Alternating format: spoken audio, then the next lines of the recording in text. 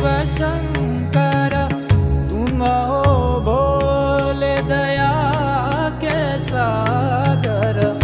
दूर करो सब दुख हमारे, दूर करो सब दुख हमारे। शंभो शंकर नमः शिवाय गिरिजा शंकर।